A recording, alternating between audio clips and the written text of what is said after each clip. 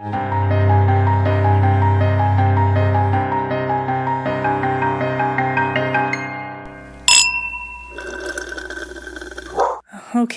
Hello. Welcome. It is July? Fresh. Welcome. It is July and we're in mourning that June is over, but Yeah, well, it's only 11 months till the best month of the year. oh, that's a great way to look at it. It's like only another Thank you. 330 days left. Like it's not that bad. Yeah, the glass is 1/12 full. Exactly, until Christina's 30. So also, it's cancer season. Yes, so it happy is. Cancer season. I love it. I love a good Cancer. I think they are very wonderful people. They're very zazzy. They've got a lot of little chutzpah to them. They got the glass zhuzh, as you said in the last episode. A lot of pizzazz. How do you spell zhuzh, by the way? That's a toughie. I think I spell it with a Z somewhere in there. ZH. Apparently, people spell it either JOOSH or Whoa. it's ZHUZH. Are the appropriate? That's what I do. Yeah. I would have done the J one. Really? I wouldn't have even thought to Zhuzh? put Z and H next to each other.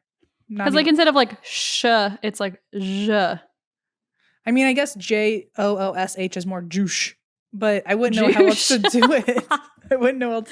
Anyway, I had quite a crisis the other day trying to figure out how to spell it, and I ended up having to Google it. But anyway, welcome to... And that's our update in the world of Em and Christine. Anyway, welcome to July. Stupid. And if you are new here, welcome. We are doing our listeners episode where on the first of every month, we tell your stories instead of telling our own stories. Woohoo. For those of you who do want to submit your own stories one day, if you haven't done it yet, there's a submission entry form on and that's why we drink.com. You can also send them into and that's why we drink at gmail.com. Just make sure you write listener story in the subject line so it's easier for Eva to find. So, woohoo. So did we have a theme this time? Sometimes we have themes. It was astral projection. Okay. Because I am a loon and I wanted it to happen and I decided it. Well, I think I'm actually reading. So Eva told me that there's a secret special one at the end, and I think I might actually be holding on to that one by accident. So I'm gonna. You might what? I think I was holding the best one for last first. So we're gonna put that one down, and I'm gonna pick a different one. Yeah, Eva's been doing a fun little secret story thing every week. It's kind of hilarious. She likes to do bonus ones, which we don't. They have nothing to do with the theme. She's just like, this one was too good. So. Anyway, Let's start off with our first story. This is from Devon, and the subject line is listener story, astral projection. So that makes sense with the theme. Yes. Okay, so Devon says, hi, X-teen, M, Eva, Puppers G, Juniper, Lemon, Skylar, Deb the Web, phew. My name is Devon, and I use she, her pronouns. Thank you for normalizing pronouns, Devon. Y'all said you wanted astral projection stories, and I have a weird story that might be astral projection related. So let's jump into it. Not even crack. Oh, just in the face of your own saying, your own idiom. So I've pretty much always been pretty sensitive. I've seen spirits, felt the energy of death before someone passes away. Oh, boy. Gotten messages from animals and nature around me. That's pretty interesting. Premonitions, the whole shebang. I've been with my partner, B, now for almost 4 years, and since we've been dating, I opened her mind up to all these things, and she has begun experiencing her own paranormal activity. We realized a few years into dating, though, that she has a way of invading dreams with no control. Nope. I don't know about that. I have not heard of 3 of your paranormal powers. I've never heard of these before. Of being able. Wait, which ones? The communicating with animals. I've things like that. I'm like, wow. And also invading dreams. I'm like, that's one I've never. That's new. A wild one. Look, usually nowadays I'm like, there's few things that shock us, and that does. So one morning she turned to me and said she had a weird dream, and I told her I had too. In her dream, she recalled walking around with some friends and family in a large crowd, but somehow they got separated, and she ended up wandering off and walking down a dark, isolated path. She was completely lost, but out of nowhere, she saw me in the distance, and she approached me. In her dream, I told her to turn around and how to get back to her family, ultimately guiding her back to where she was supposed to be. Well, this spooked me completely because I told her I had dreamed that I was standing alone in a dark area, completely alone, when she approached me, panicked because she seemed lost. Okay, the Goose-Cam is alive and well. I don't remember anything in the dream being audible, but I know I grabbed her arm and I was pointing in the opposite direction, trying to show her how to get back to only God knows where. Once she nodded to me, assuring that she knew where to go, my dream ended. So pretty much my partner is a weird dream jumper, and this happened 1 or 2 more times since. She's also invaded dreams of other people around her, and she has no idea how to control it. Sorry if this is long. I have plenty more stories where this has come from, but I will tell them another time. Thanks for the podcast. I hope you're staying safe. # Team Wine. Love, Devon. Devon, that's bananas. Oh my God, that's terrifying. That makes me wonder, like, if you stay in a hotel, like, I wonder if it's proximity based. Like, if you're surrounding other sleepers, does she find out other people's dreams? Or, like, at sleepovers, can she, like, manipulate, like, what other people dream? Or, like, would you have even had a dream unless she, like, almost called upon you because she needed help? Like, there's so many questions. Or what if you were in her dream? Like, she can... If this has only happened between the two of you... Oh, maybe it's only between the two of them. Maybe she was lost in her dream and then you appeared to give her directions. I don't know. There's a lot that could be addressed here. I'm like, maybe this, as if like I have any sort of clue. I have like 10 different questions I need the answers to immediately, and you're not here to answer any of them. And you probably don't know the answers. But my other question too is like, can you imagine if they break up and you can still have that power of like getting into your dreams, you know? If you're like, it's depending on what type of person you are in a breakup, that could be a really manipulative gift. That could For be like, sure. That could be like, so you don't forget about me. Or it could also she could be like, I'm lost. And then be like, oh yeah, it's that way. Like, you know full well it's the other way. Right, exactly. It's like, you're walking me right into like a river of fire. I understand. No, that is interesting. I imagine if you're doing it with your partner, you've done it with your family or your best friends. I imagine you have to like reach a certain level of trust. So like, I wonder if you can also like get your best friends to be like, bring me pizza tomorrow. Like, you should really test out like writing notes in people's dreams for them to like have to say back to you later one day. Yeah. That'd be cool. Listen, someday I'll get into it, but that definitely is something in lucid dreaming too, where people believe you can, at least the authors I've read, people believe you can plan to meet up with someone in a dream, and then you can use like a special signal and then contact them the next day to be like, what was my special signal? Right. And they will have seen it in the dream, but I clearly haven't gotten there. You're the best person to know, like if there's ever a crisis, because you literally have like a secret meeting space that nobody else can get to. Yes, exactly. Just saying, not that I want you in a crisis, but like you're the perfect person to have in a crisis. So anyway.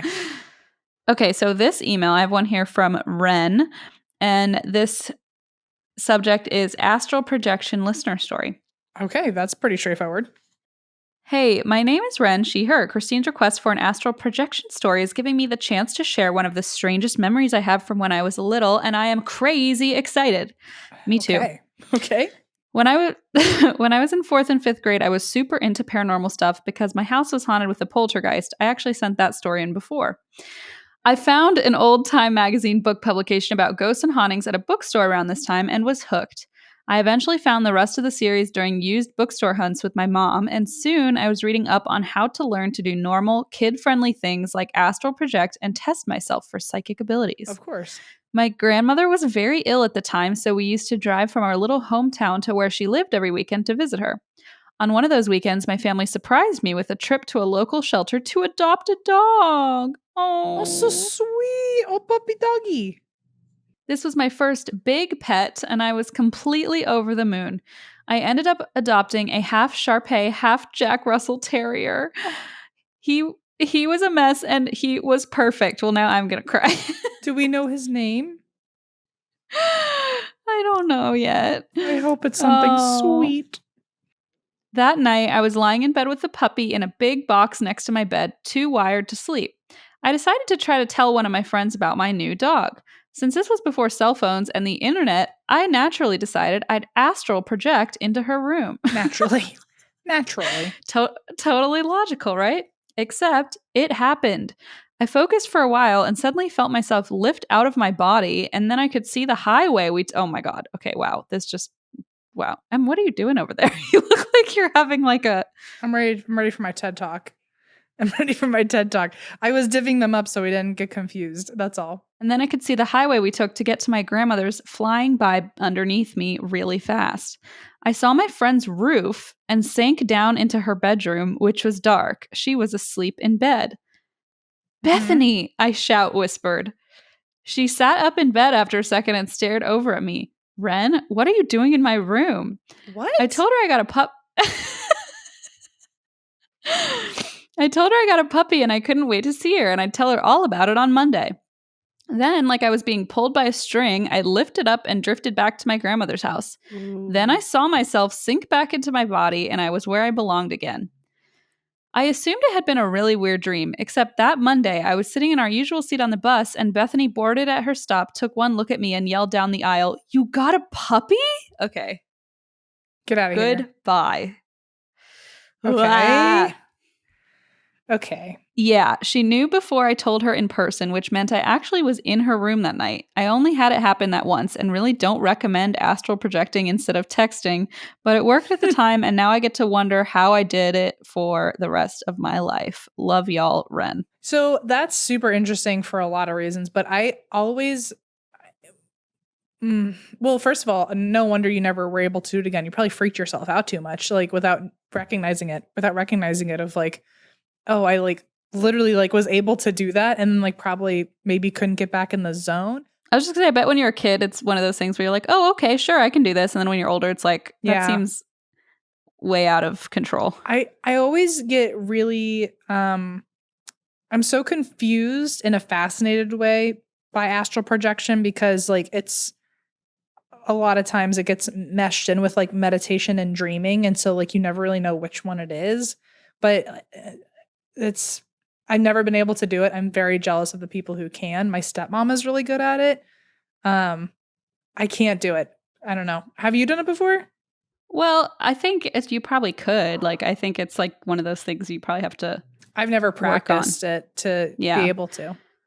My aunt does it all the freaking time. Like the number of stories of her just like appearing in people's houses and like knowing when they change the furniture or like. It's crazy. Like knowing, I mean, I told this story on Jim Harold ages ago, I think, but like when my uncle was in a prison camp, and then he got home. Oh, right. And nobody like knew where he had been. Nobody knew how many, like it had been years. Nobody knew that he had gotten home, obviously. And then that night, my aunt had a dream where she saw him lying on the ground in his bedroom instead of his bed. And so she called around and was like, what's going on? And she finally got a hold of him and like everyone found out he was back. And she's like, I had this weird dream that you were sleeping next to your bed.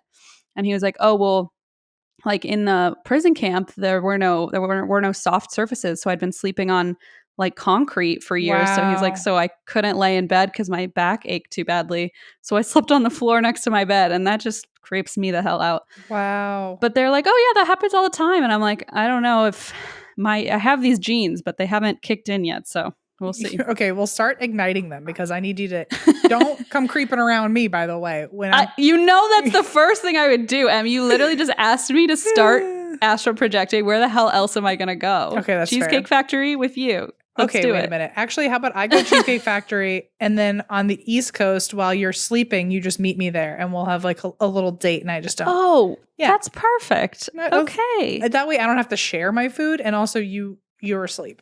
So like I can't eat it. I just can stare at it. Exactly. You can watch me enjoy my solo date that you're infiltrating. You know what I'm saying? How fun for me. I'm saying, okay. Who am I supposed to read next? Just tell me and then I can just grab it. Tammy. Okay, cool. See, look how easy that was. Okay. Em looks like they're in like an old like PBS special where everything was still on paper and you're like trying to find your script. Like yes. Okay. So this is from Tammy. I really do feel like Mr. Rogers or something right now. It's kind of hilarious. I'm kind of loving it. Okay, so anyway, this is from Tammy. Tammy's subject line is listener story, astral projection. I love the directness. Okay. I'm so into it. So Tammy says, hi, Christine, M, Geo, and the rest of the And That's Why We Drink family. Howdy from Texas. Howdy. I love you guys. I love your show. And I've always wanted an excuse to write you, but nothing spooky has ever happened to me. And then last week you asked for astral projection stories, and I remembered a few from my grandma and other family members. Apparently, when my grandma was a young girl, she was lying on her bed and suddenly felt herself float up. And she looked down, and not only could she see herself lying on the bed, but she could see what each member of the family was doing in separate rooms of the house. Literally, by the way, it sounds like she's playing Sims. Like, she can just see every goddamn room. Chauncey's over here. Yes. Chauncey Bliss. Oh my God. It's like the key, though. Like, you could literally know everything. You could just like spy on everyone. This is my dream. Absolutely. And also, let's see, in separate rooms of the house. The moment didn't last long, but she never forgot it, which, by the way, I wouldn't either if I learned how to fucking fly. So I have one other story, not exactly astral projection, but in the same vein. My great uncle was U-2 pilot Francis Gary Powers. And he was infamously shot down over Soviet territory in 1960. And my family only knew of the crash. My family only knew of the crash and thought he was dead. Oh, so they only knew of the crash. Okay, got it. Oh, I see. Everyone that is except my great aunt. She had always been the sensitive one in the family, and for some reason she could just feel that he was alive. Meaning sitting in a Soviet prison. Francis knew his family. Wait, this is so creepy because my uncle was literally in a Soviet prison. I'm not making that up. Was his name Francis Gary Powers? Wait a minute. No. Okay. Maybe they were both like helping each other astral project elsewhere or like be open to it. Oh my God, how creepy. Okay, woof. Francis knew his family must be thinking he was dead. He decided that if anyone could receive a telepathic message from him, it would be his sister. That's so cool. I guess if you're sitting there for like hours at a time, you're like, I guess I might as well try to telepathically talk to people. Listen, if I'm stuck somewhere, I'm at least going to try. There's no reason to not, you know? Especially if you've got a new puppy or you're stuck in a war camp. I mean, there's so many options. What a range. So he set out to sending her thoughts and mental images, and sure enough, she picked up on them and tried to reassure her family that he was alive. I don't know if any of them believed her, but a few days later, they received the news that Francis was alive and being held in a Soviet prison on charges of espionage. After the trial and prisoner swap depicted in the movie Bridge of Spies. My brother was an extra in that. He's like, we went to the movies and watched it, and he was standing there in like a soldier's uniform, and Tom Hanks walked past him. Did he play Francis Gary Powers? Now that would be an interesting twist. That would be the goddamn twist. Also, was Tom Hanks playing your brother? Wait a minute. Okay. Anyway, Francis finally came home, and the rest, as they say, is history. Thank you so much for your stories. I'm thrilled just to have had a chance to reach out to you. I feel like you're my friends. Is that creepy? Love, Tammy. Who uses she, her pronouns? Thank you for normalizing pronouns, Tammy. Tammy, oh my goodness. Sorry I like sabotaged your story, but wow, that was really gave me Goose-Cam there. I was like, this is really familiar. A little eerie. That's so fascinating that you could sit there and try to send messages to someone who you know is sensitive. And I wonder if she was sitting there going, I'm trying to receive messages. I wonder if that helped, like that they were both trying to contact each other. Let's both definitely make a pact now that like if one of us does go missing, the other one better start really practicing some astral projection shit. I'm just gonna start meditating. Just to help the other one. Like you don't know which way I'm gonna get a message to you. I promise if you go missing, I'll start like learning the shit out of that just in case. Thank you. You're welcome. And I'll just spend I'm sure what will be ample and safe and healthy time trying to meditate back to you while I'm missing. In this ideal situation where one of us is in a pinch, we're not together. Where I've been like trapped under a boulder with like a bunch of food and water and wine, and I'm like perfectly happy, but you need to come find me. That's exactly it. That's exactly it. Got it. So this next one I have is from Sadie, who uses she, her. Thank you for normalizing pronouns. Shady. Not Shady. Sadie. Shady Sadie. Shady Sadie. My bad. The subject of this one is interesting. It says sleepless in Seattle or small town Minnesota. Okay. Hey, Eva, and on the off chance that this gets read out loud, everyone else. Hello. Thank you for knowing your potential chances. I appreciate that. Christine asked for astral projection stories, so I figured I would share my experience with you. I'll be honest, this isn't paranormal, but it's the scariest experience I've ever had, which is why I'm writing in. When I was 15, I was diagnosed with narcolepsy, a neurological disorder in which the brain has a difficult time regulating sleep signals and awake signals. Fascinating. Most people associate, I know, that's wild. I don't know too much about it. I don't either. I've always wanted to, this is weird. I've always wanted to know someone with narcolepsy just to ask questions because I'm just. Well, you might learn something. I might learn something from Shady Sadie. So Shady Sadie might be just your person. Most people associate narcolepsy with falling asleep randomly all the time, e.g. Moulin Rouge, or I think about Rat Race. No. Did you ever watch Rat Race? I haven't watched Rat Race in so long. I gotta be honest. Oh my gosh. He's Mr. Bean, he's like, oh yes, cocktail weenie, and then he falls asleep while they're all looking for the money. Anyway, I watched that movie way too often as a child. Okay. Most people, but while sleep attacks are a symptom, they are not the only symptom. Others include sleep paralysis, lucid dreaming, loss of muscle control, and, ironically enough, insomnia. I know. When I was 19, I suffered a bout of insomnia. It started as just one night where I couldn't fall asleep, no big deal. I was in college, one night with sleep was not unusual. But the next night I couldn't sleep either, nor the night after that, nor the night after that. The longer I went without sleep, the more frantic I became, and the harder it was for me to calm down enough to sleep. This went on for 5 days. I did the math, and I figured I had gone 102 hours without a single second of sleep. Oh my goodness. Holy shit. This sounds like, you remember that Russian sleep experiment? You got me all scared about not sleeping. I'm pretty sure she was one of the members of the Russian sleep experiment. That's what it sounds like. Okay. At about hour 98, I started properly freaking out. I was convinced I was going to die. I was hallucinating, hyperventilating, and couldn't move my body. Yep. A couple of friends brought me to the hospital and called my parents. When I got to the hospital, someone had to lift me up to put me on the bed because I couldn't control my muscles. As soon as I was on the bed, I fell through it. I fell through the floor of the hospital. I kept falling. Goodbye. Oh my God. Oh my God. I still remember the feeling. It felt so real. It was like one of the drop rides at the fair.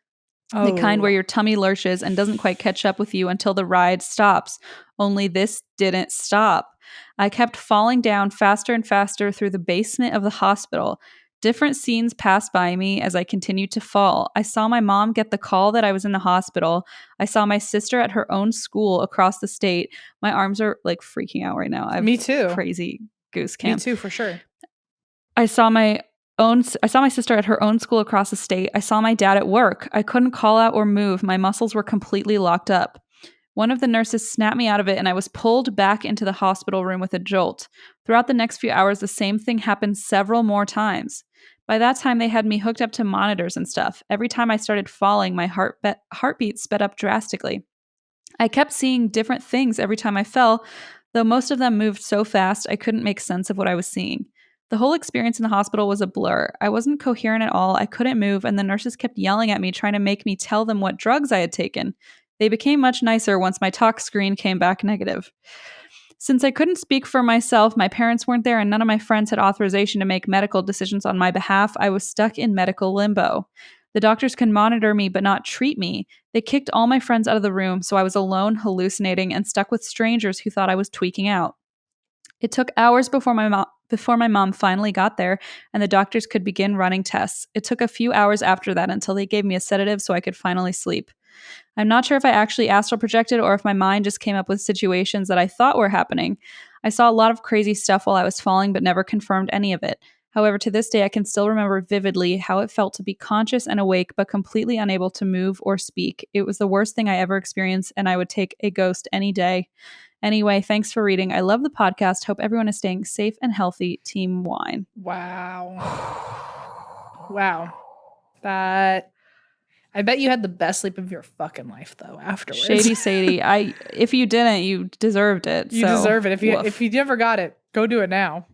Oh, wow. But that's so frustrating because they weren't sure what was wrong, so they couldn't sedate her because it's they don't know at the time if she's on drugs or something, and you can't just make her unconscious without knowing what's going on. And all she needed was to be put unconscious, I guess. Wow. Yeah, the one thing you need, they couldn't help but, oh my gosh.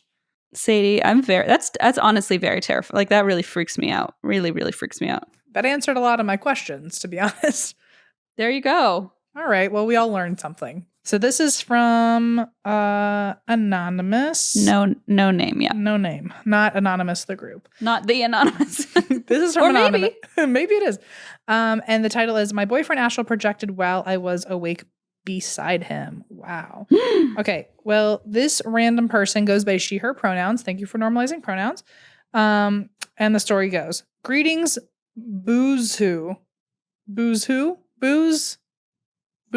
Maybe it was Maybe it's like an autocorrect to boozers. Maybe it's like boujou, like boujou. Like zhuzh. like zhuzh. Wait a minute. July. Okay. M. Christine, Eva, pets and fruits.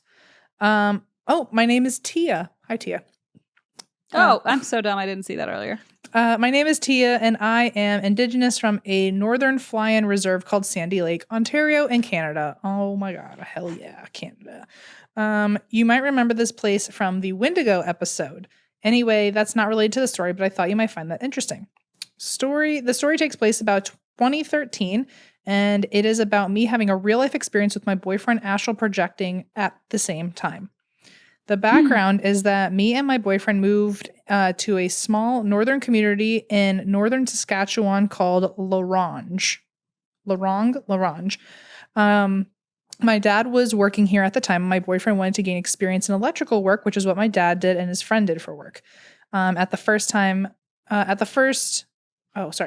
time we just delivered our beautiful little girl, and she was 3 months when this happened. We were only there for 3 months before we moved back home to our home Sandy Lake First Nation, and we lived with my dad's friends, so we shared one bedroom between me, my boyfriend, and our 3-month-old in his house.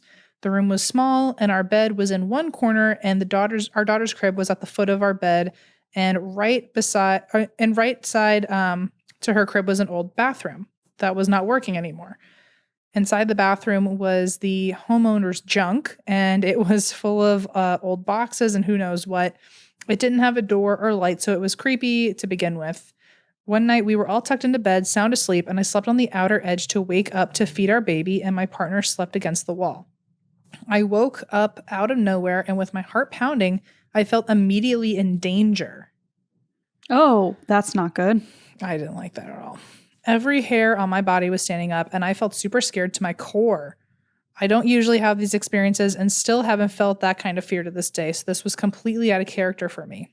I looked around, checked on my daughter who was sound asleep, and tried to sleep again. This fear would not leave me. I felt a presence in the creepy old bathroom of the house. I just could not look or even open my eyes anymore, and I was so overwhelmed with the fear, so I decided to wake up my boyfriend. As soon as I was about to wake him up, he shot up out of bed, sitting upward, and stared at the same corner, gasping. Goodbye. Nope. Okay, Goose-Cam is like on a total other level right now. Like the hairs. Okay, like spoiler alert, Eva literally in the email or in the text I think earlier was like, hey, I just sent the stories for the recording. I was going to do them last night, but I got way too scared, so I had to do them today. So like now I get it. The hairs on my arm right now are trying to rip themselves off my body. This is awful. Okay. It's like it's a special self-waxing. Just read an astral projection story. You don't even need, what is it, like Veet Just or whatever? listen to our podcast. We give you smooth skin. Let's see. Oh yeah, as soon as I was about to wake him up, he shot out of bed, sitting upward, and stared at the same corner, gasping. He told me that he thought he was the only one awake in his projection, and I was still asleep next to him, and he was seeing a long, dark shadow figure with no face. So he had a projection, or he had a vision in his dream, exactly what she had been feeling. Oh no. He described it like Slender Man standing in the corner with his arms outstretched, and it was slowly creeping towards our bed. He was dreaming this at the same time I was shaking beside him, fearing the creepy corner in the bathroom. I could not see anything. I was only feeling the fear and energy, but he was dreaming and actually seeing what I was feeling. He said it was coming closer and closer to us on the bed, and that's pretty much when he shot up and stared at the corner when it was getting way too close. We grabbed our baby in the crib and pretty much stayed up the rest of the night watching her sleep. Whatever was bothering us went away after he woke up, but it still shook us to our core. It has never happened again, but there were a lot of negative things going on all around us at the time in that house. In our beliefs, negative invites the negatives, and hence the reason why we only stayed for 3 months. I hope you enjoyed my story of my boyfriend astral projecting and seeing what we were both feeling, but I could not see it. Thank God for him. Or thank goodness for me. Sorry for him. Yes. This is not the only time he's astral projected. He actually did it quite a bit at the beginning of our relationship, and he would wake up gasping and telling me what his that his nose was touching the ceiling and he could see every detail of the wall right behind him. Wow. Whatever was grabbing him was trying to make him go through the ceiling that night. So when his nose was touching the ceiling. He also describes being pulled into the bed and through the floor by a negative being. Every time this happened, I would be there to wake him up because when this would happen, he would groan and moan or yell in his sleep. So she would know he was being pulled into the floor or dragged into the ceiling. Okay, but like that just happened in the other story where she kept falling through the floor. And she was like, am I hallucinating or is this an astral projection?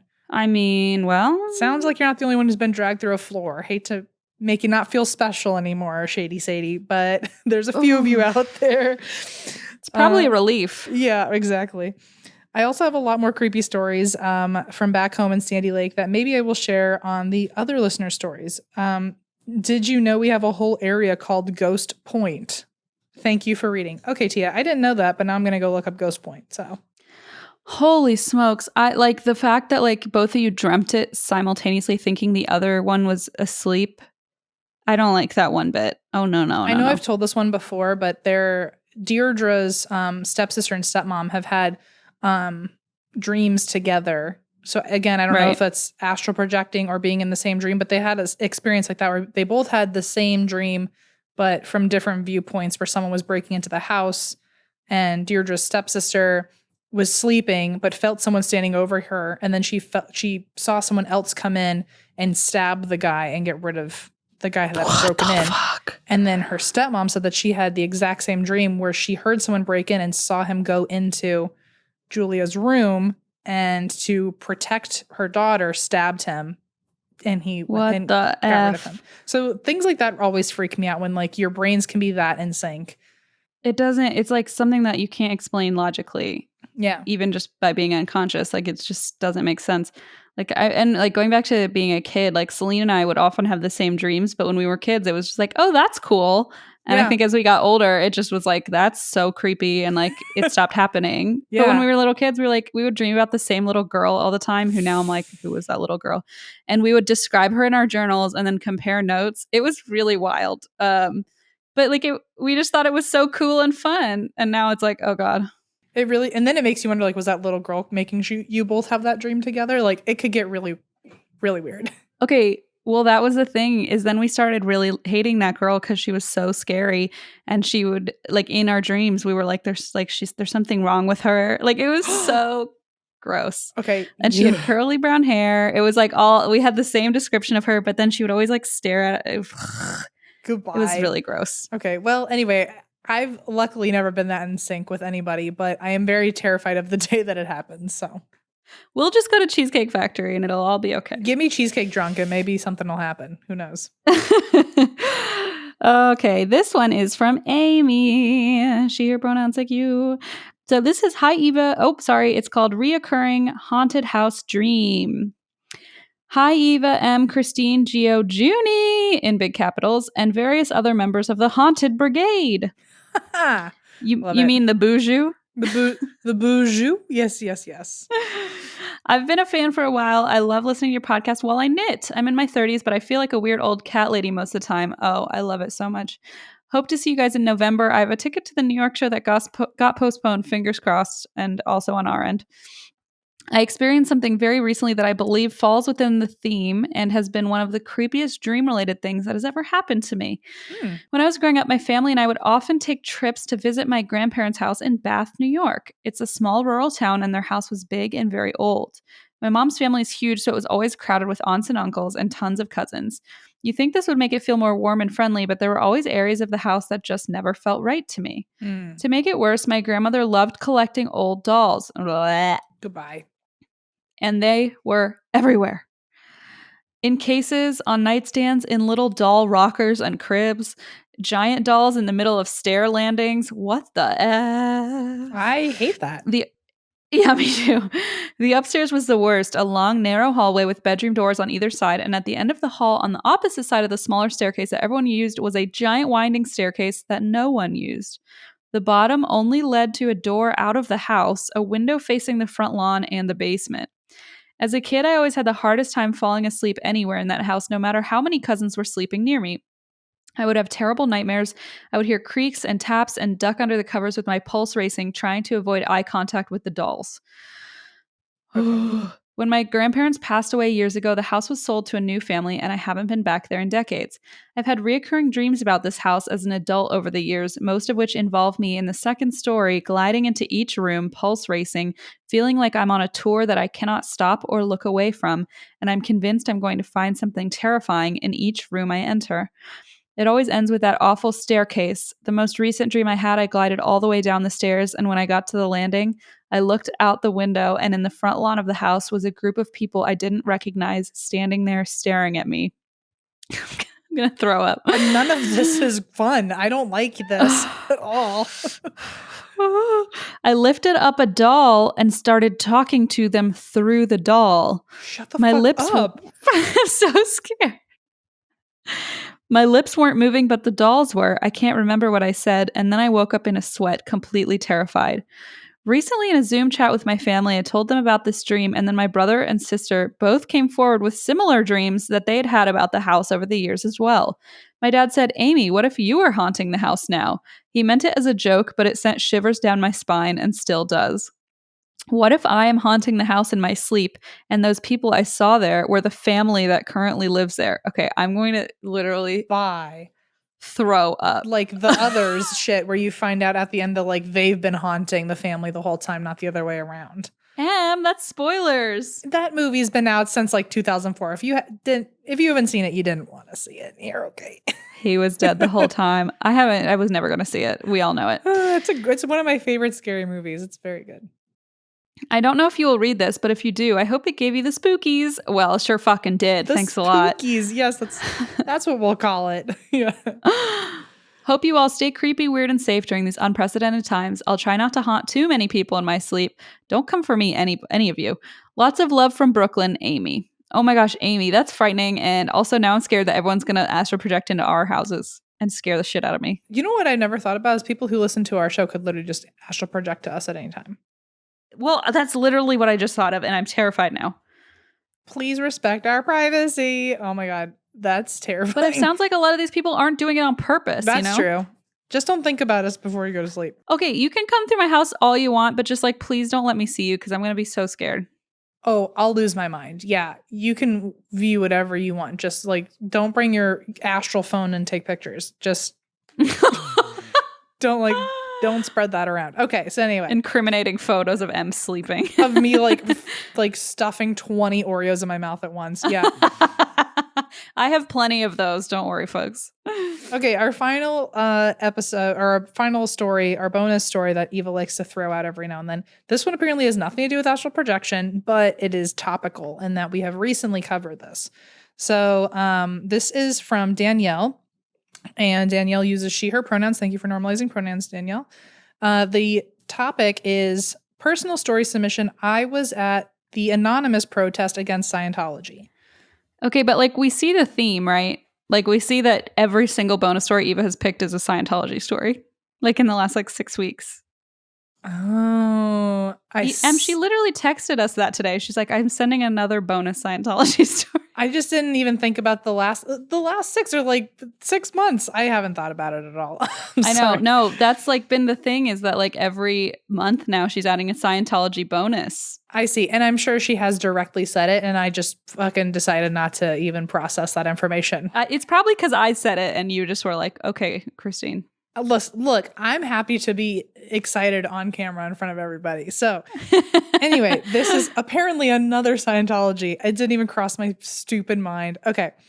And also for those of you who have not caught up to our current episodes, if you listen to these out of order or whatever, I recently covered Anonymous, the hacker group. And in that I was talking about some of their operations they've done. And one of them was Operation Chenology, where Scientology and Anonymous duked it out, apparently. So this is the story of that, apparently, from a first-person experience.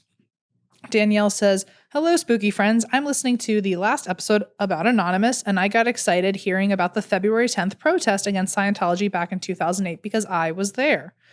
I had to double check because I was an angsty teen at the time, and some of the specifics were hazy, but apparently my badass mom heard about Project Chenology through a forum with old friends who were also ex-Sea Org members." Oh my God. Okay. Oh, fuck. Okay, absolutely.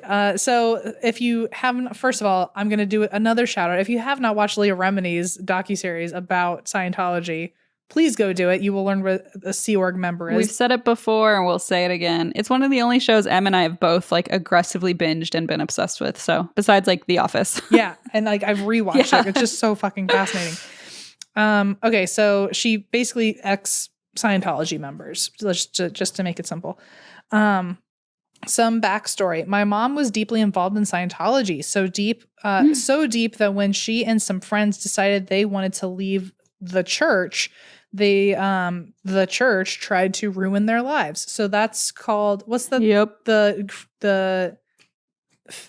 fair play thing that they do. Oh, Or fair I game. forgot it had a name. Yeah. It's called fair game. And basically the church tries to ruin your life in protest of you leaving. Because I think they have like a right to, now that you've signed away, quote unquote, your exactly life and possessions. So apparently my mom is still on their blacklist, and though she lost some belongings and her then fiance who didn't leave with her, she managed to leave relatively unharmed.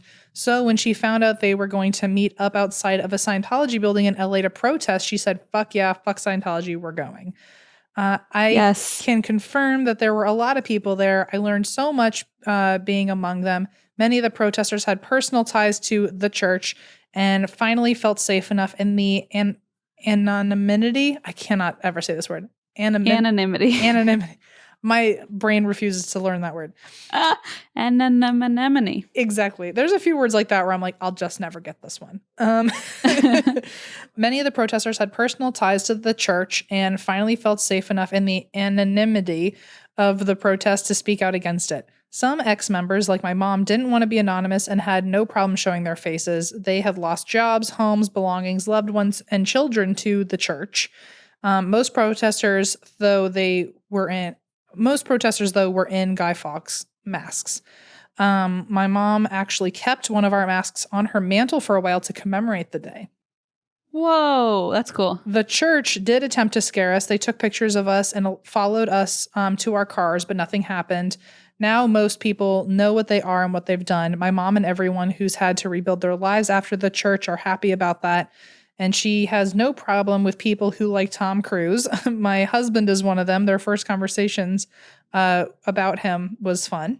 And other famous Scientologists, but she'll always give her 2 cents about it. She won't watch any of their movies, and she doesn't care how nice people say they are. She is firm. Thank you for reading. My mom says hi. Love you too. Love your show, Danielle. Wow. I like that we have some ex-Scientologists that listen to this show. But Em, remember that one where they said they had an addiction problem, and then they kept going back to the Scientology rehab program? Yeah. That was last month. That was June 1st. Now it's clicking real good. So that is just so fascinating to hear from people who are actually in it. You know what could be interesting? I know you say one day you want to cover Scientology. We've got enough people that have probably are ex-members. You could probably get personal accounts and all that too, outside of the many others. I think actually I was thinking about this a few days ago, is like it will probably be my first multi-parter. Yeah, for which sure. seems wild because I've covered some really big ones, but I think that might be, just because of personal experience, I think might be like my first real multi-parter. So send them in, folks. But I do have an actual request for next, like a different request. Is that okay? Oh, yeah. Yeah. Can I request, so I felt a little bit like there were some synchronicities in this episode where like I told a story about my uncle, and then the person had a story about their uncle going to the same kind of... Right. Things all kind of melded together. Yeah. I feel like a synchronistic episode would be very exciting. Ooh, okay. Sure. Just if anyone has. if there's any general stories like that, that'd be cool to read. If anyone has synchronicities that have happened that you think are pretty bananas, let me know. I would love to read about them. Some of my favorite paranormal podcast, Jim Harold's paranormal podcast episodes, are about synchronicities. I think it's like soups fascinating. I didn't even know this. Is that like an official word that they're called, synchronicities? Because I would have just called them weird ass coincidences. Yeah, that's pretty much what it is. But yeah, synchronicity, it's like there are like multiple belief systems around it, and like people study it. Ooh, okay. And they're like actual authors who've written about it. But yeah, it's basically like this idea.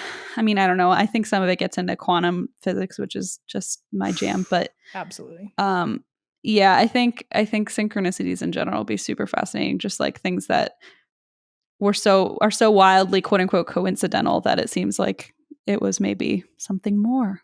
All right. Yeah, heard it here. Heard it here first, folks. What is wrong with me? Also, looking forward to that. You heard it here wrong, and you heard it here first. And then you heard it here again. And also, looking forward to that one random Scientology story that I will be surprised by next month. You're the one who reads them, too. I don't know why. Anyway, thank you so much for listening. And I guess the next time we do this will be August. So that's pretty bananas. Oh my God. That's scary. Yikes. Okay. Well, anyway, thank you. And send in your stories to either in that'swhywedrink.com or in that'swhywedrink@gmail.com. And make sure you put the theme and the phrase listener story in the subject line. Yay. Thanks, everyone. We love you. And that's why we read your stories. Okay. I don't know. Good one. That's so clever. Bye.